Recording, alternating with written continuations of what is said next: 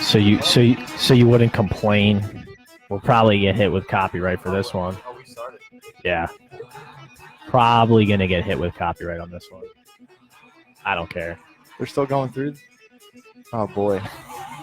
Gotta mute that doggy. What's up, Knox? How we doing? Knox. That's a cool name. Knox Alon. That's like Baldy moving, bro. Oh, is it fake? Yeah, that's my cousin. That's like Baldy moving. Knox Salon. Baldy moving. DFR's on. Yeah. That is an alias, as they say. So why would we get hit with copyright on this song? We will. They're still going through that old stuff? Yeah, I mean, if you like, I think this song is so popular in like backgrounds, we'll get copyrighted on this. I just don't care. I mean, you gotta let it run. What instantly? I think we've done this for a bunch of songs, but like when this song plays, what movie do you think of? What movie? Yeah, like what? There's a movie specifically that this takes me back to, like instantly. I have no idea. Varsity Blues. Oh, really? So, all right, same movie, different song. What? The song that takes me back to Varsity Blues is "My Hero" by Foo Fighters. There go. Yeah. Well, this is the song that they play after the fucking Bender game, and they get their shit pushed in. I don't remember the games. How do you remember the names of the teams that they play? Well, I don't know. I don't remember the name of the team they play, but I was saying Who's Bender? They play this after is that a character? The Bender. The Bender. Yeah, okay. the fucking nightclub Bender that they went on, and they get their ass kicked to this music. So that's like the big thing. We're good, Knox. Just getting fired up. Knox. Love that name. Love Knox. it. What is up, everybody? Now that our music has been censored and we can't even play it, what is up, everybody? Yes. Welcome to a long-awaited episode of From the Hill. That's right. Swag's here with the prof. We got a lot to talk about. A lot has gone on. And you will notice, just two today. We don't have a third. We don't have in the studio. We couldn't wake Squirrel up this morning. Earl couldn't make it. Poor Squirrel was working all night. He probably worked until... He doesn't work on the weekends, bro. No, I know. It's Sunday. I know. Sunday, hon. It's Sunday. He just likes to Sunday, go hon. out Saturday night, you know? Yeah, well, there's a lot of... Well, listen, we have the best Earl impersonator on the planet here, so... I'm not going to do that. We could always do that. Brian couldn't make it either. He's got some family commitments.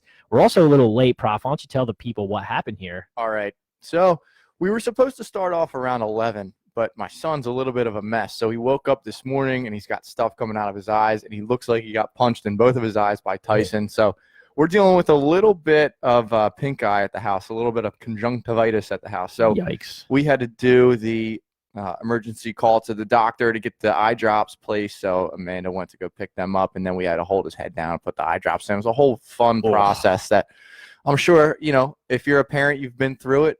If you're going to be a parent, you're going to go through it. But it's just another learning experience in the wonderful world of fatherhood. Knox, add you to the Discord call. Yeah, but we're going to talk sports, bro. Listen, you can just be live chat here, Knox. So hopefully Mick feels better. That sucks. I mean, kids get sick. I brought the disinfecting wipes up here. I already gave it away once. That's why you wiped I already gave it away once. That's why Gonna give it a wipe again when you're not here because like, I don't want pink eye. That's why I was wondering why he's wiping the table down. I'm like, did you have a beer pong tournament up here or something? Yeah. Like, what are you wiping the table down for? We're gonna sanitize. I wash twice my here. hands, dude. Yeah, I know. It's highly contagious, bro. I know, Ronnie, dude. Pink eye sucks. So I've never had pink eye. I had it when I was a kid once. It's horrible. Like, it's the worst, dude. It's the worst feeling. But you know what I used to get a lot of when I was a kid? Ear infections. Like, does Mick get the ear infections? No, not yet, knock on wood. But we do have that in the family, and we had to deal with the tubes. Did you have the tubes? I didn't have to do the tubes, no. And then apparently there's some gunk that comes out. It's a whole mess. Oh, yeah, dude. Once you get them, though, you like keep getting them. Like when I was a kid, I used to get them. Dude, it hurts so bad, and there's like nothing you can do. Yeah, it's brutal. So hopefully Mick stays away from those. Yeah, man, he's in good spirits though. The kid doesn't stop eating. He just eats. Well, that's constantly. good. So just when you have to put the drops in, it's like when you have to give a puppy like a pill, right? You just feed them, so then he'll dude, like better nonstop. Yeah, that's good. Love that. Yeah. Also, I was late because I got caught in. Have you ever got caught behind the Wawa line where there's somebody and they do this? They do the cigarettes dance where they make the cashier go up and down the row of cigarettes. Like, no, not that one. It's that one there. No, not that one. It's the one next to it. No, the below that. No, the green one. And she's like, oh my God, dude, like get through this already. That's also why I don't love the new Wawa setup where they have the cashier in the middle, but the cigarettes are like all the way on the right side register. So you go, oh, I'll have, Cowboy Killers. And you go, oh, okay. And they have to walk over to the other one and get them. Like they have that at the Plymouth Wawa, and they have it at the King of Prussia Wawa. Everybody's going that way. Yeah, and it's stupid, like, because then that person has to leave their spot, go over to get the cigarettes. It's an inefficient setup. I don't understand why they decided to do that. Yeah, they're doing a whole dance around the counter. Right. Everybody's sitting there like, oh my God, dude, like let's go. Yeah, like why don't you, like the Bridgeport Wawa, you have your 4 registers facing out with the middle, the old school style setup, which is better because then everything's right there. I don't understand the whole split register. It literally never fails. Like when I'm in line, the person in front of me or the 2 people in front of me have some crazy transaction to do, or they need to buy something that's not there at the register. Someone has to go get it for them, or they are they need to count down to the last penny to be exact. Like they're counting through their change first. Like I'm always that person that is stuck behind these people. My transaction, literally anywhere I go, it's 15 seconds at most. Yep. At most, I've got my form of payment ready to go. It's not a surprise to me that when I get up to the front of the line that I have to pay. So I'm ready with my card in hand. I got these things ready for the PIN numbers. My fingers are loose. Out. Like 2 seconds. I know. Everybody before me, some insane transaction that has to take place. Yeah, it's like they've never actually bought anything at a convenience store before. So, I don't understand that. Okay, Knox. So I haven't been streaming much lately. I will get into that towards the end here. I got a lot of content we want to cover, but I'll tell you what's going on with that specifically, so you may be surprised. So real quick reminder, guys, if you like the content, please hit the share button, hit the like button. Helps us out, helps get the content out. We have a ton of merch still. I have a stack of T-shirts over here. We have hats. I've got everything you want. Hit Prof up. Hit me up if you guys want some FTH merch. We'll hook you up. Just let me know what you need, what size. We got 2 color T-shirts, white and black. They're awesome T-shirts, so just let us know. I went with the black and the orange today myself. I see that. It's very big Flyers Day. Prof is all flyered up. All flyered up. As everyone is now. Yeah. So everybody that hasn't been on board throughout the season is now jumping on board, which is fine. But I have to say, it is kind of annoying if you have been on board the whole time, and then people start jumping on board. You're like, well, you weren't posting that 2 months ago. You hate it. But then you have to really take inventory. And you have to accept like, okay, we accept you. Like, we want this. Yes. This is what we want for this city. You want more people. So it's like, if you remember the Phillies boom, right, of 2008, like the attendance down there and the people that probably never, ever watched a Phillies game in their life were all about it, going to every game. But you get a little perturbed when you follow them that closely. But to your point, you got to accept them, right? Yeah. They're Philadelphians. They're getting on board.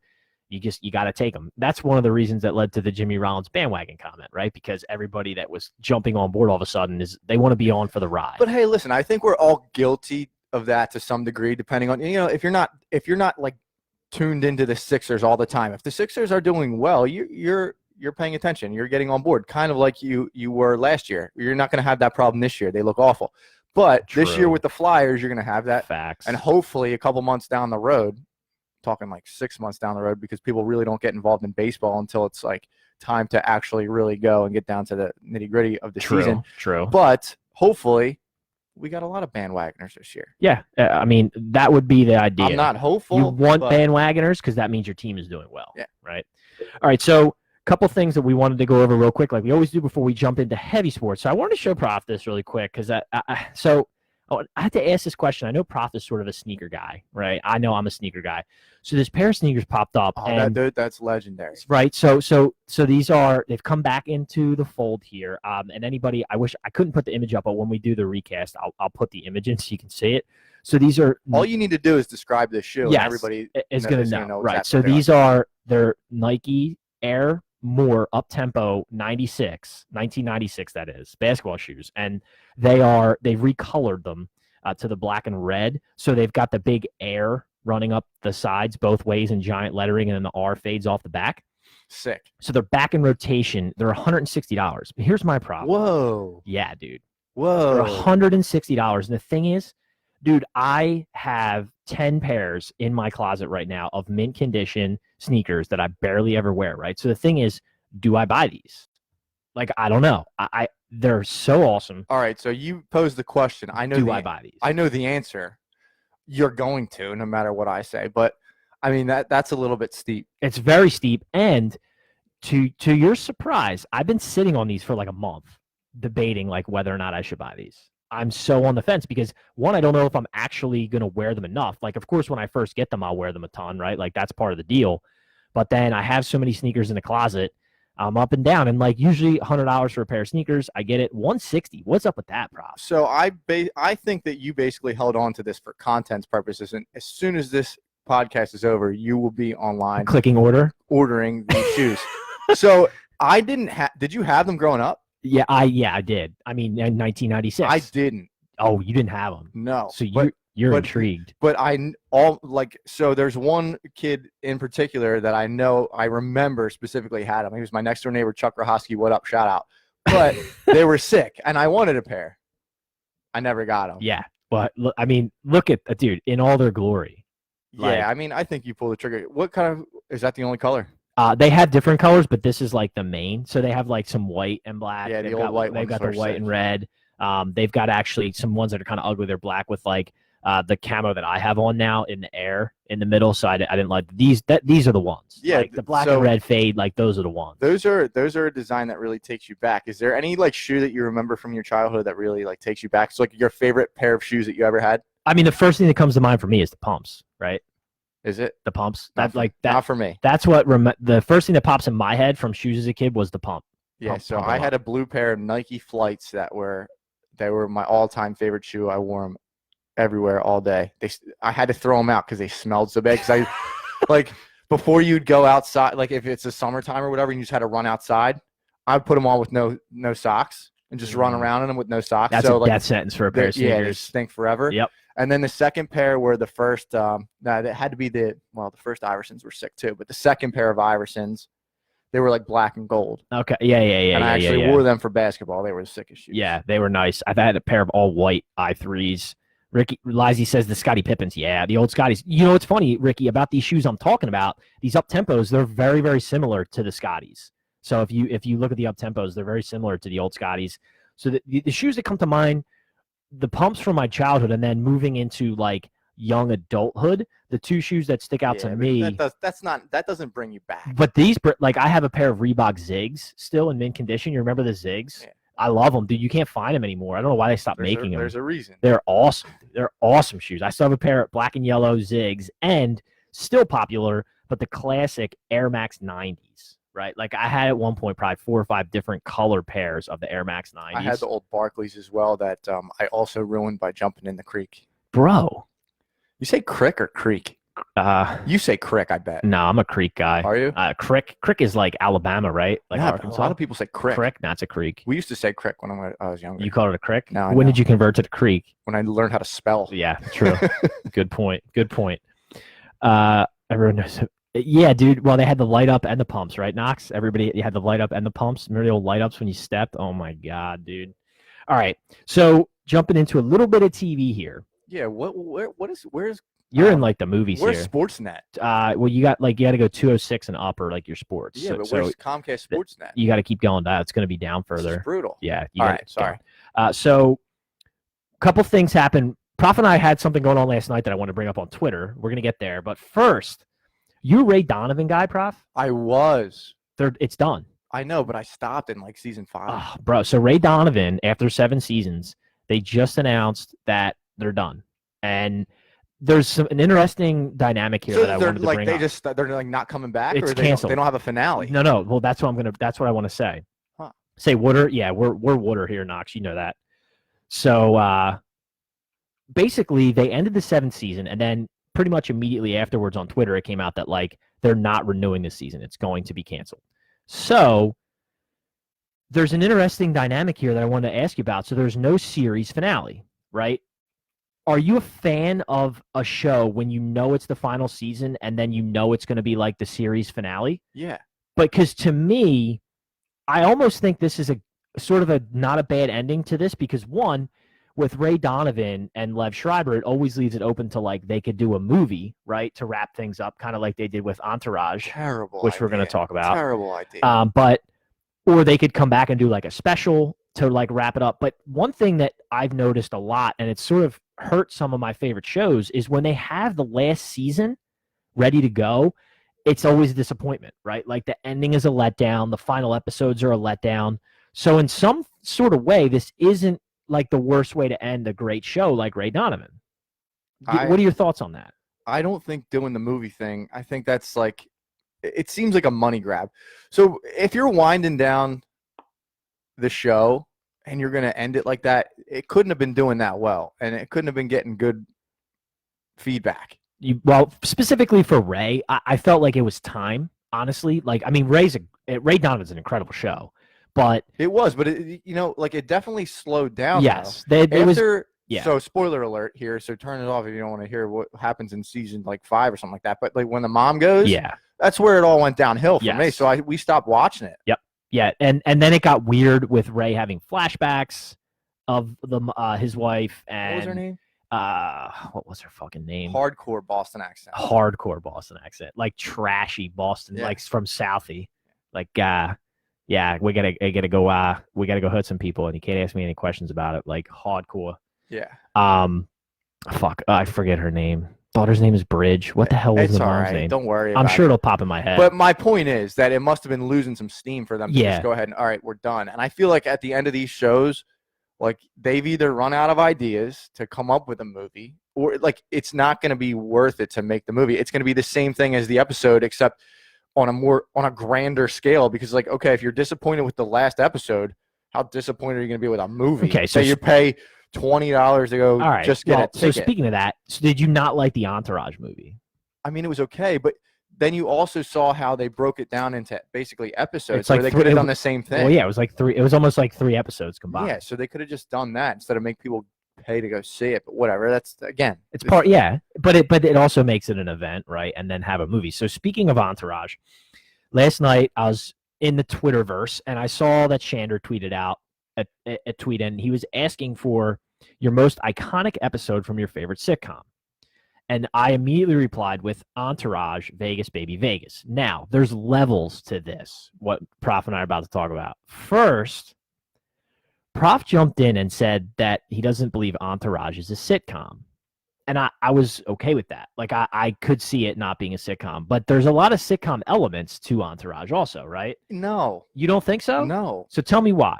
Because, all right, first of all, I feel like, and I posted this, sitcoms, the definition of a sitcom is you just know it when you see it. And I think the first element of a sitcom to me is network television. Well, I knew you were going to say that. I knew you were going to say that. It's got to be. So you're thinking literally of Seinfeld and Cheers, and like it's got to be Married with Children, filmed in front of a live studio audience, network TV. Honestly, CBS, ABC, NBC, and then after that, like Fox, maybe TBS, like a contemporary TNT, sitcom. Fox, like maybe that. Not even TNT. No, I don't even think so. But like, yeah, Fox qualifies. ABC, NBC. It's got to be a 21-minute, 22-minute long show with commercial breaks, and every line is constructed to make you laugh, or could have a laugh track behind it, and it would flow totally fine.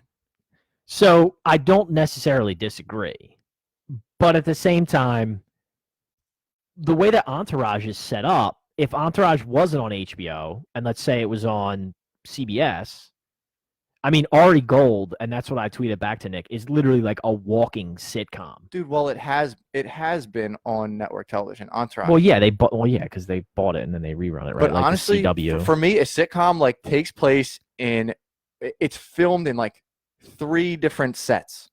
It's like the main character's house. Yeah. Like the bar. The neighbor's house. Yeah, like the bar that they all go to, or like, every once in a while they'll venture out to like the bowling alley or something, or like they'll go to some, but It's mainly filmed in the house. So, right. So the good examples here, and a lot of people go back all the way to, like I said, Seinfeld, Friends, right? Like those are your old school, but there's contemporary ideas. No, I'm saying you go back further than that. Well, of course. I mean, you're going back to I Love Lucy, right? The Honeymooners. But there are contemporary examples of that, right? So, for example, 2.5 Men.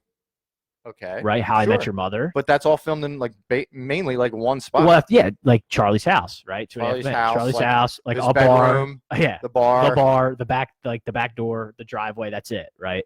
So yeah, I get it. I can get on board with that. The one thing that I wanted to ask you though about that episode that I posted about Entourage, do you remember that episode that I'm talking about?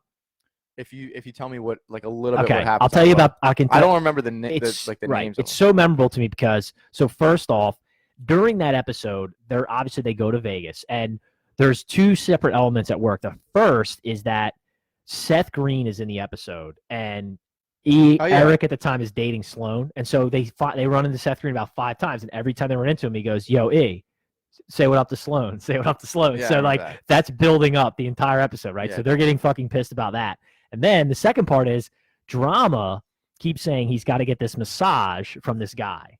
Right. And so Turtle and Vince and E are making fun of him, and they're like, dude, like what, this guy is going to come on to you, like, because you're so obsessed with him. And Drama just keeps saying, listen, a proper massage is done with a man's hands. Right. So then finally, that was actually pretty good. It's good drama, right? He gets the massage done. The guy comes on to him, and Drama freaks out.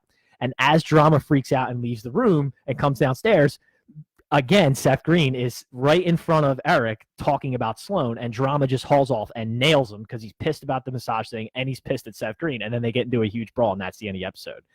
Probably my favorite Entourage episode ever. Love it. Such a good episode. Which is fine, but it's not a sitcom. And I'm okay with that. But what I did say is, to me, Entourage is like low-key a top 5 best show of all time contender. Because when you take out your usual suspects, right? Sopranos, Breaking Bad, that kind of thing, and you get into your next level of a show that could sneak up in there, for me, it's Entourage, because I think Entourage was that good. I mean, I don't disagree with you. I think it's like I wouldn't laugh at somebody and say no way, but that's the thing is like that's all up to the person. It's all up to the person. If whatever in your top 5, if you liked it that much. I've had people come up to me and say, dude, this show is amazing. You have to watch this show. And I start watching it. Like, for instance, okay, I'm gonna get some shit for this. But Good. And it's because I'm only 2 episodes in, and I'm already out on it because I'm bored. And maybe if I keep going, it'll get better. Maybe it won't. I don't know. But Peaky Blinders, it's been slow. It's been slow for me. Okay, I could see that. That's a show that I haven't. But everybody I talk to is like, oh my god, Peaky Blinders. Yeah, agreed. I've heard a lot of Peaky Blinder talk, and I have not dipped my toes into the pool yet. So, but I can see that. I mean, if people are watching, they'll be like, oh my god, dude, you're gonna like Peaky Blinders. Yeah. But like I said, usually when a show picks up some steam and people are talking about it, and I feel left out, that's usually when I start the show. True. So I feel like I'm a little bit beyond that with Peaky Blinders. Like I started kind of late because I ran out of stuff to watch, and I'm just like going through the Netflix and saying, here it is. What can I get on Enough to? people have told me to watch Peaky Blinders. I got to fire it up. Yeah.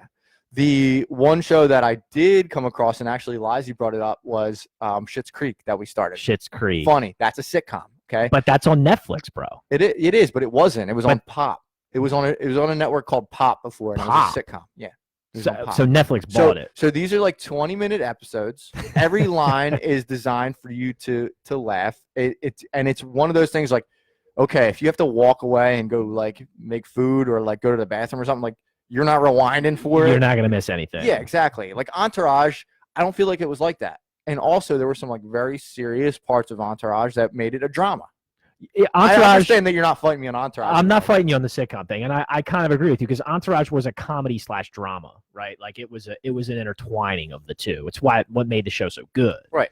But yeah, I agree with you that it's not a full-on sitcom. I say sitcom elements, but yeah, to your point, when I think of a sitcom, to me, like the classic is like 2.5 Men. It's like a 4-minute scene in the kitchen, and then men, and then they go to the next scene. Right? Dude, that was a big show for you, huh? 2.5 Men. Yeah, I like 2.5 Men. It's one of my favorite sitcoms. Really? I think it's a little underrated sitcom.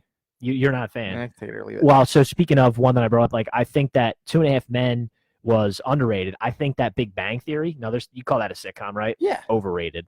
See, all right. So I was at the beginning of it full on board, thought it was hilarious, thought it was the best show ever. And then it was like one of those things that over time, it just like, it wore off. The Sheldon thing wore off. It was like, okay, we get it with Sheldon. Like we understand. Yeah. And they did try to like develop his character a little bit more. And they brought in Amy Farrah Fowler, who was kind of funny. And she was that cool. was like and, the female Sheldon, right? Yeah. Like she made him kind of a little less Sheldon than he was. But over time, it was like, okay, enough's enough. But I don't necessarily call it overrated. I love that show. Well, that's what I mean. I think I have. There's some people that like vehemently hate that show. Yeah, well, you get a lot of that polarizing like stuff on sitcoms, right? Because you either have people that love Friends or hate it, right? There's very much in between with Friends. You either love it or you hate it. Yeah. You don't get in between. Seinfeld is universally loved, right? That's like the golden goose. Because I don't know anybody that doesn't like Seinfeld. Which does that make it overrated?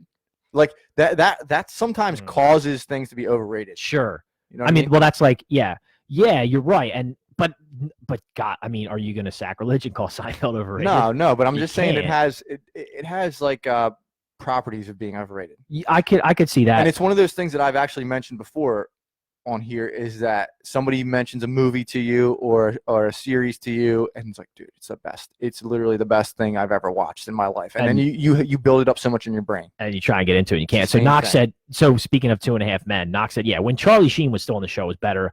I actually watched a couple episodes when, I don't know if you know this, at the end of the show, Ashton Kutcher took over for Charlie Sheen. I think Charlie Sheen went nuts, right? I tried to watch a couple of them. It was no good. They killed him off. Yeah, like it was stupid. And then Ashton Kutcher tried to like fill the role. And I'm not saying anything bad about Ashton Kutcher, but it wasn't the same. You had to have Charlie. He made the show. Charlie Sheen made the show, like legitimately. Yeah, and that's definitely sitcom. Yeah. If you have a laugh track, automatic sitcom.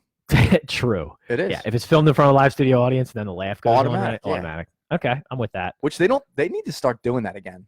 Well, it's hard, right? It's sort of, that type of content almost is passed by. I feel like if you're thinking of like current sitcoms, what are current running sitcoms aside from like The Simpsons and South Park, right? Well, I think The Office and like Parks and Rec like changed the game on it so that it was more like documentary style. Right, that's what I'm saying. Because like, what's one that's running now? I'm trying to think of like the Goldbergs. That's one that's running now, right? Yeah. But I've never watched it. Oh, like Modern Family. Modern Family, but that's finishing up, right? So like, what are other like true contemporary sitcoms that are running right now? I don't know. The Goldbergs just pops up to me. I've never watched it. I see the commercials for it all the time, but like I've never got into it. I've seen it once or twice. Yeah, like I won't watch it, and I don't know what else is out there. I don't know. It's going away, man. Yeah, the way the sitcom is fading away because the way of the stream is out. So for instance, like Goldbergs. That's what Ricky said. That's what pops into my mind, Goldbergs. But like Ricky's up to date on his sitcoms. Ricky's a sitcom guy. Like so like when we put the podcast out, like I know certain people. Like Dino was always interested in the new documentaries, right? So like Dino will send me a text and be like, "Dude, like, what about this documentary? Did you watch it yet?" That's a good Dino impression. Yeah. So like, but certain people are into certain things. Ricky's definitely a sitcom guy. Like Ricky watches 2.5 Men reruns. Definitely. Like he's definitely watching How I Met Your Mother when it comes on the CW. Like he's into that. CW. Yeah. Wow. Where all sitcoms go to die. All right. So let me say this real quick. So Amanda has her shows that she watches, right? And usually I get sucked into them. I watch them. Okay. Like I'm not too proud to admit it, but I've watched the entirety of One Tree Hill. I'm pretty up to speed and knowledgeable about Grey's Anatomy. I know it. I'm pretty good. Yikes. I almost enjoy it sometimes. It's not bad. But there's one show that she's going to kill me for saying this, but she's not going to listen. She just started watching it, and it is the worst, most boring show I've ever watched in my whole life. I have no interest in it whatsoever, and she hates that I like won't sit down and watch it. And it's Gossip Girl. It's literally the worst show I've ever seen. Yeah, I could see that. So boring. Yeah, I could see that. Oh my god. I know, Knox. Married with Children. I mean, classic sitcom. Married with Children, even though it sort of has universal praise, that could even be on the underrated list for me. Sure. I mean, that show is amazing. Yeah, and again, it's either right in there at the the house living room or like the shoe store. Yeah, the living room, the shoe store. I'm trying to even think of where else they would have scenes. I mean, every once in a while out back. Yeah. Right? And every once in a while you'd get like upstairs, but that's it. It was the kitchen, living room, that's it. And they didn't eat. The Bundys never had any food, so they didn't eat. That's really an art. Yeah. It is. Yeah. No. Right. That's true. What's up, Mikey? How you doing, brother? All right, so let's get into some sports, Prof. So I know Prof wants to talk Flyers. I'm going to give him time to talk Flyers. We will talk Flyers, but I want to talk about the fights because we've had a couple big fights in the last couple weeks that I really wanted to talk about. So first, it was UFC 247. It was 2 weeks ago. Bones Jones fought Reyes. And I had a million bones to pick about this event. The first one was that the stream was dog shit. And I thought it could just be my connectivity here, even though we all know that I am like ridiculously plugged in around here and have good connectivity. And I went on to Twitter while it was going on. Everybody was having buffering and streaming issues and low quality and just absolute dog shit. Is this deja vu? Yeah. So this is deja vu of the last time we did. And I said that I wouldn't order another one. So then between that and the card was horrible. So Valentino Shevchenko was the undercard fight, and she's like just this absolutely dominant woman. The only thing that was like noteworthy, she fought Caitlin Kuchagian. She's from Quakertown. I didn't know that. So like that was kind of interesting. You know, oh, this girl's from Quakertown, but she got annihilated, absolutely annihilated. So that fight sucked. Were you rooting for her? Well, of course, she's from Quakertown. You watched it? I ordered it. Yeah, I ordered the fight, and she got annihilated. And then Bones, like. I'm sorry. Listen, you guys know how much I love Bones. He's pretty much my favorite UFC fighter of all time. His fights suck now. He's Mayweather. He's turned into Floyd Mayweather. He's got championship fights are 5 rounds. So literally, he barely fights the first 2, right? Tries not to get hit, and then wins on points 3, 4, 5. It's every fight now. And I understand that from his perspective, right? Because he's aging. He wants to hold the title. He's a champion. But Bones fights used to be so entertaining. Him doing crazy spinning back kicks and punches, and like Bones fights used to be awesome. Now they suck. Wasn't he on steroids? Well, that's a whole different debate. Got to change the way you're going after it. Yeah, I mean, but like he wins and holds the title because he's Bones. He'll probably never lose on points, or he's really got to get beat up. But his fights suck, and I'm done. I'm done. I said it last time, and I gave it one more shot. I'm done. They're not getting my $64.99 plus whatever my yearly subscription is to pay for these fights anymore because the streaming is dog shit. The fights are dog shit. I'm done. That's it. Well, that's what I told you last time, but you didn't want to listen. Well, you knew I would get Bones. I said I wouldn't, and I did. I got Bones because Bones is my guy. I'm done. So what I hear you saying is that you would like to require steroids in UFC. Everybody should be on steroids. All right. Well, let me put it to you like this. How fun would that be? Well, that's what I'm saying. Well, dude, how fun? Think about it.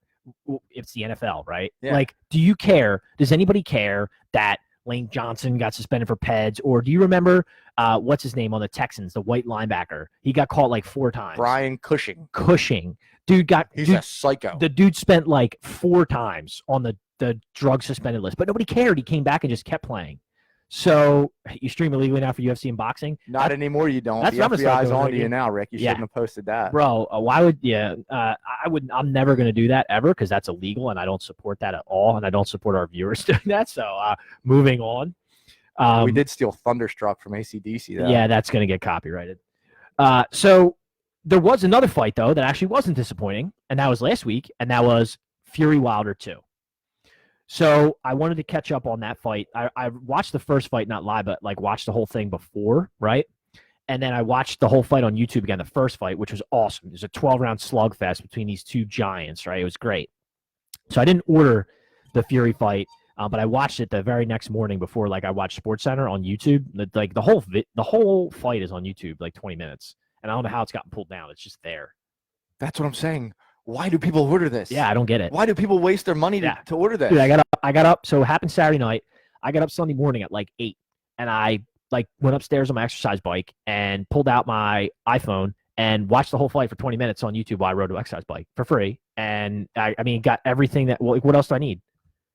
I don't know, but we should do a Sunday morning watch party. Sunday? We should do like the next big fight instead of paying for it. Watch it right here. We'll just have a big party. Yeah. I'm throwing a party at your house. Yeah, we'll do it right here. And we'll just we'll do like kegs and eggs. Yeah, everybody can pile in here. We can cast it right here, right, while we're live, and we can just watch it from YouTube right up there. No, I mean, honestly, it's really stupid. It's really stupid that you're right. You can like watch whatever you want whenever you want to watch it, but to have it in the moment, like exactly when it happens, you have to pay $75, $80. Right. It's stupid. It's really stupid. So, but to that avail, the fight was awesome. So Fury came in much heavier than the first fight, and that made Wilder, knowing that, he put some weight on the heaviest he's ever fought, and Fury beat him up. And what happened is he hit him in the side of the head a couple times and ended up making his ear bleed. And so that really was messing with his balance, right? And he got beat up. Like Fury took the fight to Wilder and beat him up for 6 rounds so bad that his team threw the towel in 7 because like Wilder couldn't even stay on his feet. So finally, like great heavyweight names and great heavyweight fights now 2 in a row.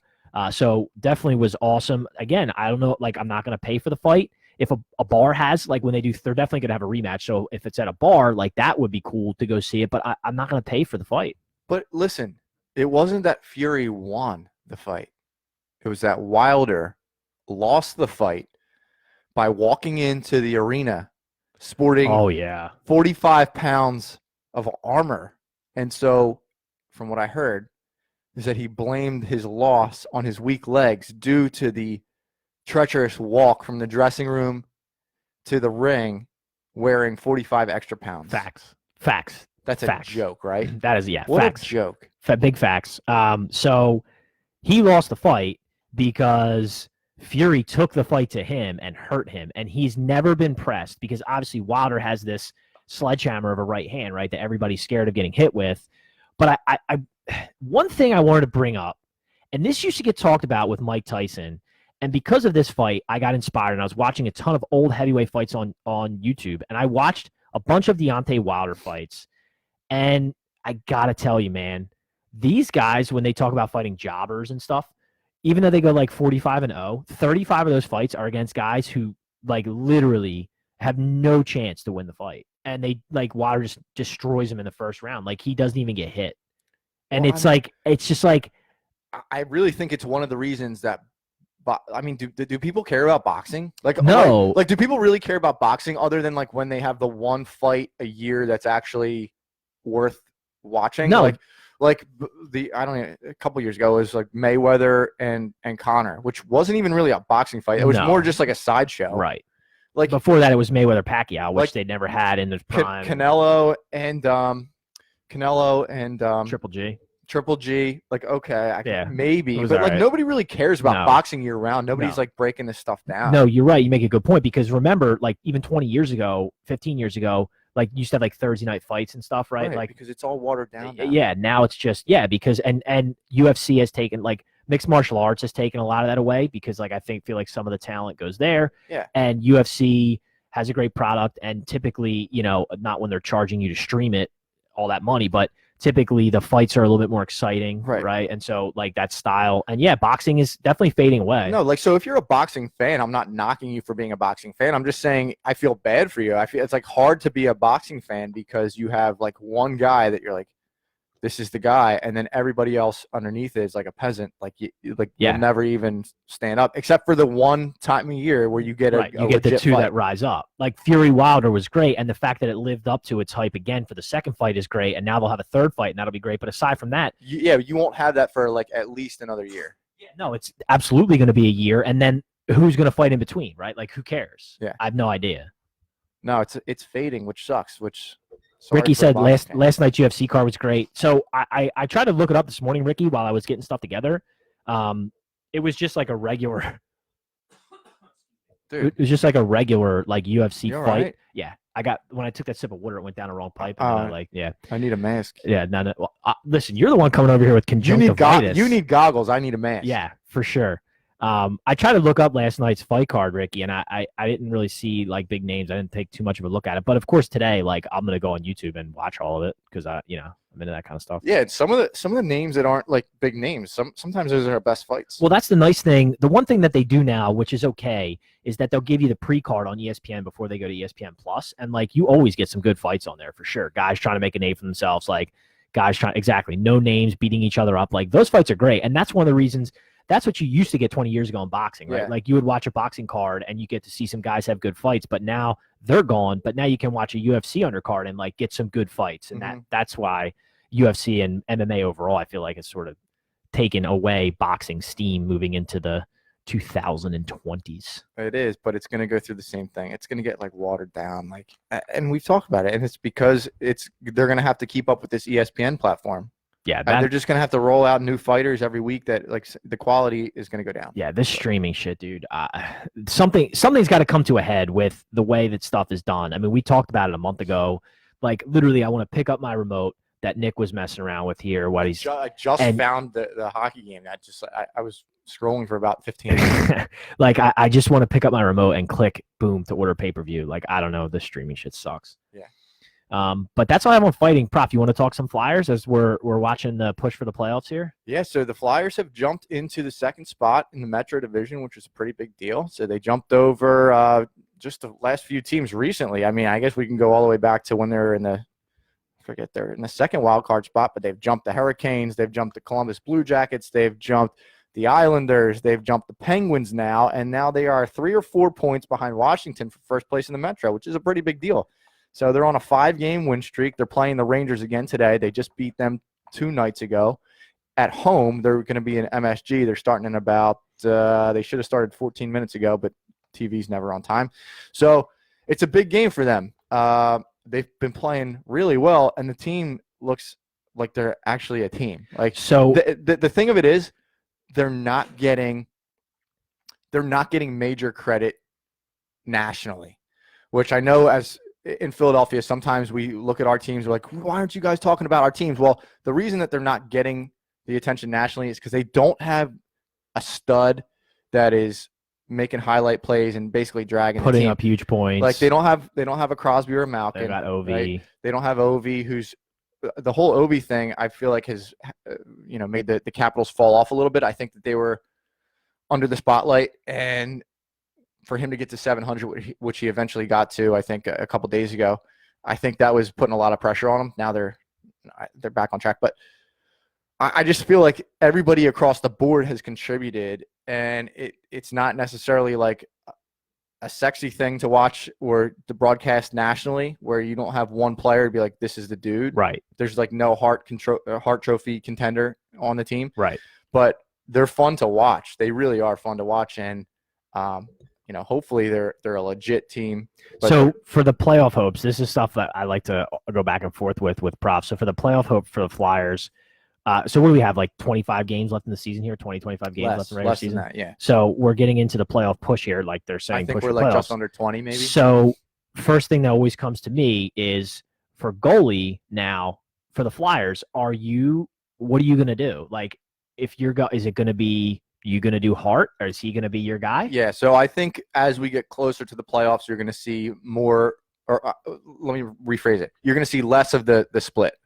I think they're going to, like they're doing today. So typically during the season, I think if they had the Rangers back-to-back, you would see Hart one game and you would see Elliott the second game. Today, they're going with Hart again. So I think they're going to try to slowly transition into being a one-goalie system. Hart's team. Until a change needs to be made, let's say in a game or something like that. But they want to put more and more pressure heading into the playoffs on Hart.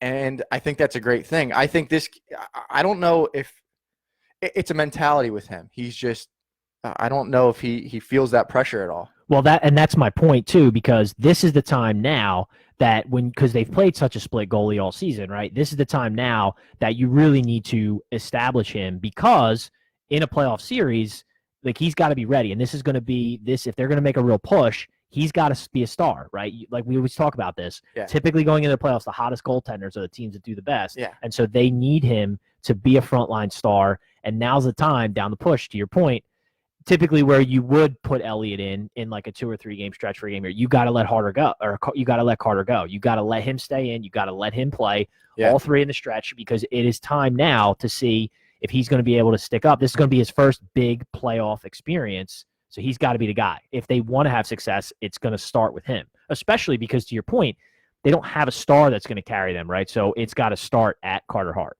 They don't have a star, but they have more like skill guys than they've had in years prior. So I say that it used to be like the Broad Street Bullies mentality where everybody had to be tough and hitting and stuff like that. Well, now they have more guys that they still do that. Like they'll still get in your face and be annoying and obnoxious, but they have more like guys like Couturier has developed. He's like unbelievable now. If you watch him now compared to like 4 or 5 years ago when he was always a really good player, but now he's starting to do a lot more offensively. And you can just tell it's transferred to, he plays on the line with Voracek and Giroux, and they're just getting more opportunities. Voracek's playing amazing. He had like 4 assists the other night. But you know who I got to bring up now? You know who I have to bring up? Ghost. What about him? What happened?